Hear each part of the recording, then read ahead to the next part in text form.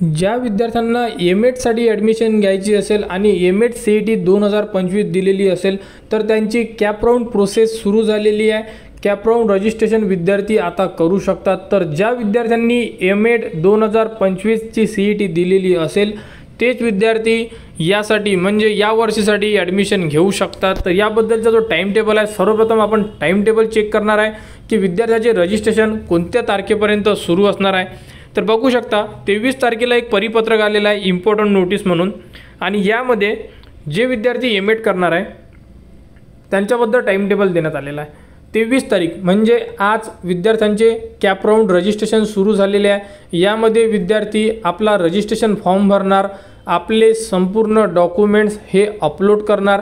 Documents upload केल्यानंतर तुमचे documents ऑनलाईनमध्ये व्हेरीफाय होणार।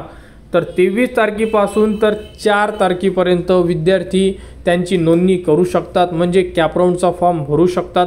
त्यानंतर e scrutiny of uploaded documents and filled in application form by the e verification team, म्हणजे तुमचे जे डॉक्युमेंट्स आहे हे 24 तारखेपासून तर 8 तारखेपर्यंत ऑनलाईनमध्ये व्हेरीफाय होणार आहे। तरी ज्या विद्यार्थ्यांनी एम.एड CET दिलेली असेल ते विद्यार्थी कॅप राऊंड रजिस्ट्रेशन करू शकतात।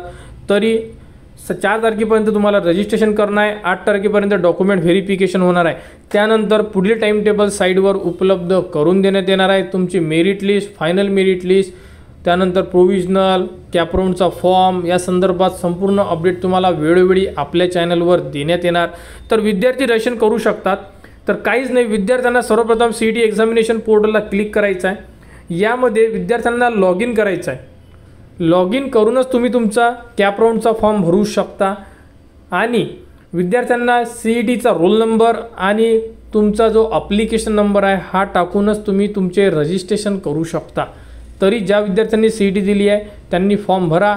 आपल्याकडे एम.एड म्हणजे जेव्हा आपल्याला फॉर्म फिलअपचा व्हिडिओ बनवावा लागतो तेव्हा एम.एड ज्या विद्यार्थ्यांनी CET दिलेली आहे त्यांचा रोल नंबर आणि ॲप्लिकेशन नंबर लागतो, तो आपल्याकडे अजूनपर्यंत उपलब्ध नाही आहे। कारण एखाद्या विद्यार्थ्याचा जेव्हा ॲप्लिकेशन नंबर आणि त्यांचा रोल नंबर उपलब्ध होईल त्यानंतर तुम्हाला स्टेप बाय स्टेप व्हिडिओ आपल्या चॅनलवर देण्यात येणार, आणि तुम्ही तुमचे रजिस्ट्रेशन करून बघा, भरू शकता तुम्ही, काही एवढं हार्ड नाही आहे। आपल्याकडे सर्व माहिती उपलब्ध झाल्यानंतर तुम्हाला व्हिडिओ देण्यात येणार, आणि बाकी संपूर्ण अपडेटसुद्धा तुम्हाला आपल्या चॅनलवर देणे सुरू राहणार आहे।